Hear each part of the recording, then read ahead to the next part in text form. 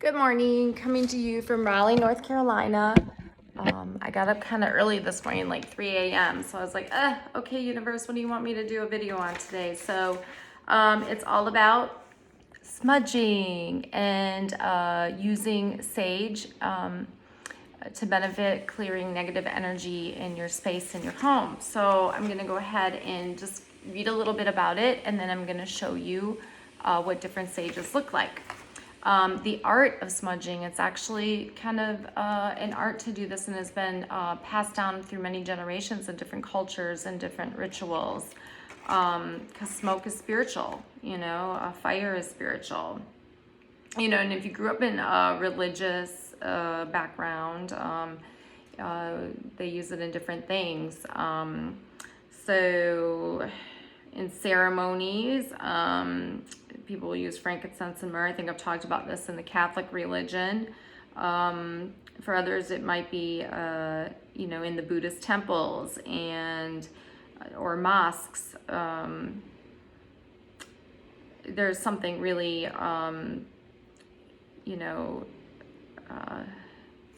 primordial actually that connects smoke with spirituality.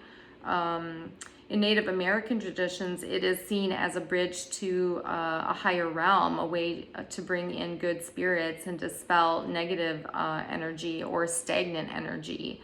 The most common smoke purification ritual used by northern tribes is a technique called smudging, which I'm going to talk to you guys about. The practice of some variations of it is embraced by almost every one of the native cultures we've worked with in the Western world. So smudging is the ritual of burning herbs and plants or resins in a shell or a clay bowl or a saucer. I use a saucer, right, sometimes. And it's all about setting our intentions and being grateful and gratitude and well-being, and saying it out loud, right? This place my home is going to be a space for peace and love, and in setting those intentions every day. This is often done before ceremonies or special gatherings after an argument, to literally clear the air. When moving into a new home, at the end of a cold and,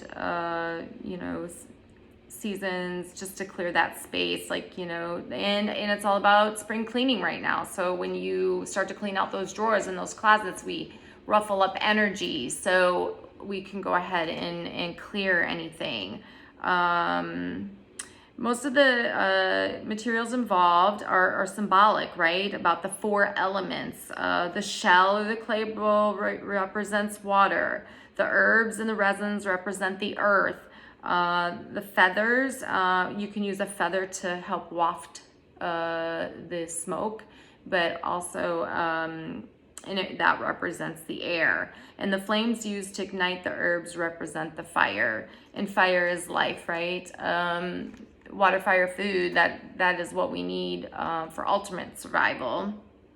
Sometimes only one specific herb is burned, but often carefully prepared mixture is created. The Cree people of Montana and Saskatchewan call this botanical blend a kinnick, and it can contain up to 30 different plants chosen from certain outcomes or to treat a specific illness. The most common herbs used for smudging in North America traditions is white sage, which I'm going to show you in a minute, and sweetgrass, tobacco, and cedar. Not surprisingly, these are also four of the most sacred plants in this part of the world and other parts of the world. I mean, Peru too is very very spiritual as far as the Palo Santos is one of their sacred trees, actually. Sweetgrass grows high in the Rocky Mountains, a gift from the Creator. It is said this grass never dies. It is one of the great smells, reminding us of the mountains and open air. Sage is the cleanest smell of the desert. It is also present from the Creator. Tobacco is another gift. Our thoughts and our prayers are carried on into smoke.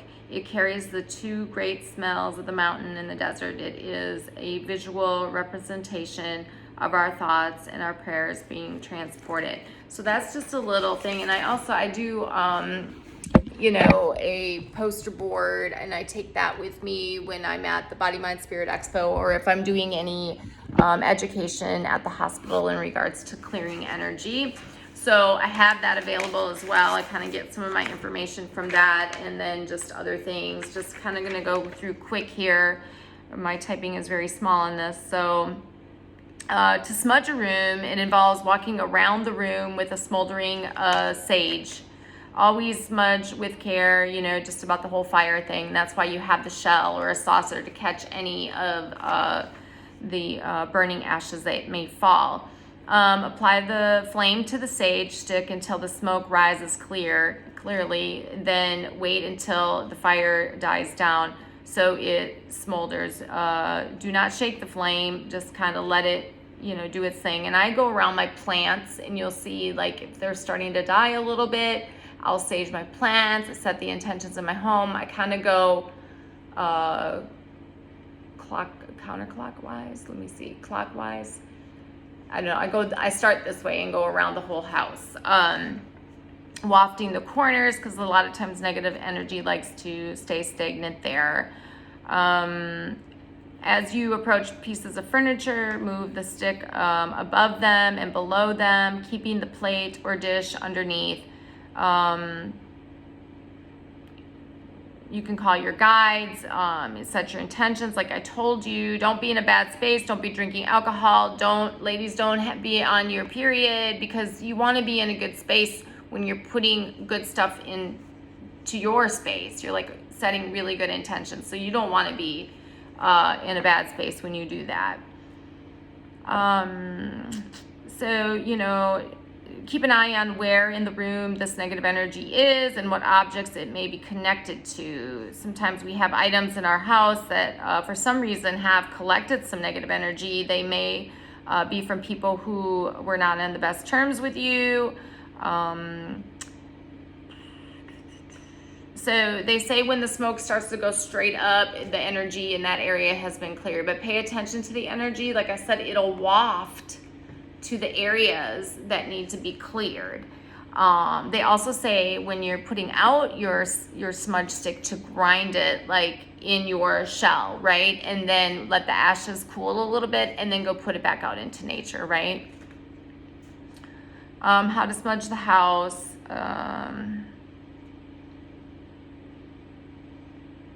It says you can light them using you know, a lighter or a match. I mean, back in the day, it was like people really wanted you to like light it with just a match, right? Let's just say, how do you smudge an object? You know, you can smudge your crystals. So objects can be smudged to clear the energy that may have been picked up either by someone touching the object or by where the object had been. If you buy crystals in a store, the crystal most likely has the energy of that store. Smudging brings the energy to a neutral state, at which time you can put your energy into it. To smudge an object, pass the object through the smoke several times. Most objects are quickly cleared. When you touch the object, it will feel like yours, and it will feel light and familiar. However, objects received from negative people or ones who have, they like rewind an old story, it's gonna be connected to that as well. In severe cases, negative energy enters the house and your life through a mental doorway created by that object. In this case, it is better to remove this item from your home. One of my teachers and friends talked about how somebody had gave her a Himalayan salt lamp and there was a negative energy attached to that. So just be aware of that. Like, you know, if you're moodier than usual or just, you know, it's because there's something maybe attached to you. So go ahead and use your tools. That's what I'm teaching you, how to use tools to be in a good space, right? Because when we're in a better space, we feel better, we treat other people better. It's just a revolving circle, the domino effect. It says when you are doing your whole house, it says begin the ceremony, at your altar, like where you keep your crystals or where you go to pray. If you don't have an altar, begin in the kitchen, the power center of the house. You got to think about that. That's where everybody meets, right? It's like, come on, let's go eat. A lot of energy there. Move through each room as described above, and then move to the next room as you would naturally, following the wall to the door, and then through the door, and so on. When you come to the closet, it is perfectly all right to just briefly to wave the stick inside the closet, or you might end up with clothes that smell very much like sage. I don't think it's a bad smell. It will smell a little like smoky, but not like, just like tobacco and a cigar doesn't have a bad smell. But then if you smell somebody smoking a cigarette, it's very toxic smelling. It's just different. It's a different smell. It's very light. So what I'm going to do now is go ahead and just show you the different sages, right? And the different, so this is white sage, which I love, mostly from California, right? And for a while there, it was hard to get because they were having the wildfires. So I ordered a bunch of that, and it's delicious. It's absolutely delicious. And so white sage comes in different sizes, right? So if you really want to do your whole house, you can start with that big one. But sometimes you can just get a little one like this. And I keep one of these like in my bathroom, right? For a quick, like, let me go ahead and do that. And so where's my little lighter so I can show you? So the shells come in different sizes too. And so for that big one, maybe I would have used a bigger shell. Or you have the smaller shell as well. And so what I'm gonna do is use the smaller shell, but let me show you kind of what sweetgrass looks like instead. And here's another white sage, but this is sweetgrass. So this is the one that's from the mountains. Definitely has a different smell, more of a grassy smell. I use them all though. It just kind of depends on, and this is a bigger one of that sweetgrass. So yes, very good, very earthy. And then I have some white sage, which is wrapped in cedar wood, which is another holy oil, holy wood. Very, very nice. And so, and then some people even will wrap like with a little bit of rose, right? Remember I talked about how rose is one of the highest essential oils as far as the megahertz and how it can lift our vibration kind of quickly. So it's the same thing, right? We use the oils, we use the crystals, we use all these things to raise our vibration and to create a space of serenity in our home. So set your intentions. I also say keep a back door open or light a candle. So because it's just, it's like spirits know light, right? You tell them to go to the light. Sometimes they don't even know they're here with us, right? Or sometimes they're here, they may be good spirits, and sometimes they're here, our ancestors, and they look after us and make sure we're okay. Or people that have passed that we love, they come and visit us to make sure we're okay. So that's good sometimes, right? But you don't want everybody here. You don't want everybody in the space that you live and you come to refuel. So anyway, what I'm going to do is I'm going to light one of these so you can kind of get the idea of what the whole wafting effect is about. So some light better than others. It just depends. Make sure you keep your sages in a dry space. You don't want them to get moist because then it's harder for them to light. So kind of let it get a good burn on it a little bit. I don't even know what you call that. I'm lack of words this morning. Okay, there it is. You see the wafting? Isn't that beautiful? So it's going straight up. So that means the energy is good right here. But I just go ahead and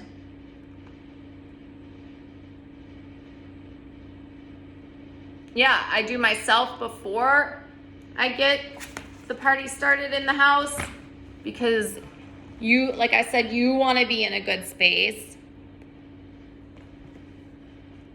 And then you can take it around your house. Go through over all your furniture, doors. I even open the doors and then I'm like, okay, negative energy, leave my home. This is a place of peace, place of serenity. So that is white sage, which I'm just gonna let burn, and you can see it waft, which is good.